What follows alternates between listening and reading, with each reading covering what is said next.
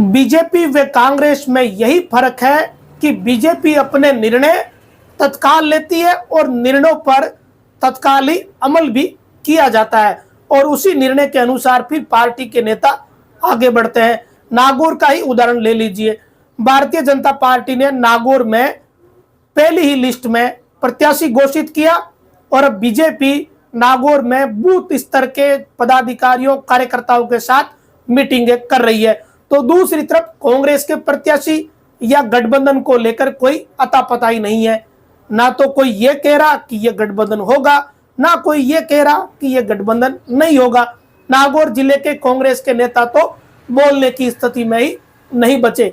दूसरी ओर भारतीय जनता पार्टी की नागौर की प्रत्याशी ज्योति मिर्धा आज लाडनू में है। वहां बूथ स्तर के कार्यकर्ताओं का सम्मेलन बुलाया गया और सम्मेलन की जो तस्वीर सामने आई उससे ये लगता है कि जो लाडनू का बूथ स्तर का बीजेपी का कार्यकर्ता है वो सभी उस बैठक में दिखे। एक भीड़ देखी गई और एक कार्यकर्ताओं का सम्मेलन था, ना कि आम जनता का। जिस हिसाब से लोग बैठे देखे गए उससे ये लगता है कि बीजेपी का जो एक मूल मंत्र है कि हमें 25 की 25 सीटें राजस्थान में जीतनी है, उसी अनुसार बीजेपी के पदाधिकारी, कार्यकर्ता, प्रत्याशी सब आगे बढ़ रहे हैं। और दूसरी तरफ कांग्रेस इस बात पर ही मंथन कर रही है पिछले 15-20 दिनों से कि हम गठबंधन करें या नहीं करें। कईयों की कुछ पीड़ा है तो कईयों की कुछ पीड़ा है। और रही सही कसर जो प्रत्याशी हैं वो भी पूरी कर रहे हैं। वो भी अपनी सियासी गोटियां ऐसी फिट करके आगे कि और ऐसा कह सकते हैं कि कोड़ी के गुड़ लगा के छोड़ दिया कि वो ना तो उसको उतार सकते ना उसको खा सकते। ऐसी हालत हो गई है। इस पूरे जो सिनेरियो में यही बात निकलकर सामने आ रही है। खुलकर हम भी नहीं कह सकते क्योंकि 2 लोगों के बीच या 3 लोगों के बीच जो बातें होती है वो बंद कमरों में होती है।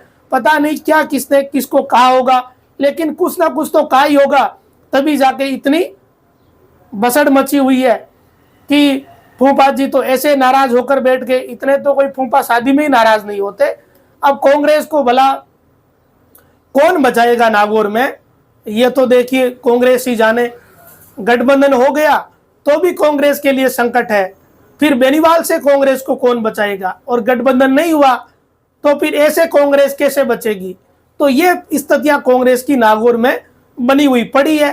कोई कुछ बोल नहीं रहा। दूसरी तरफ बीजेपी अपने काम में जुट गई है।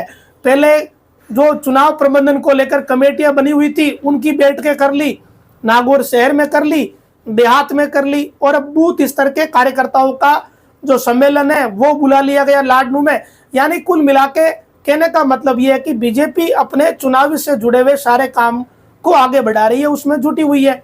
आज शाम को ज्योति मिर्धा नागौर आएगी। यहाँ किसान आयोग के अध्यक्ष बनाए गए CR चौधरी का स्वागत होगा और एक तरीके से ये मैसेज दिया जाएगा कि नागौर में ज्योति मिर्धा, CR चौधरी सब एकजुट है। ये बीजेपी के ऑफिस में कार्यक्रम रखा गया है। और दूसरी तरफ वही बात पहले वाली कि अता पता ही नहीं है।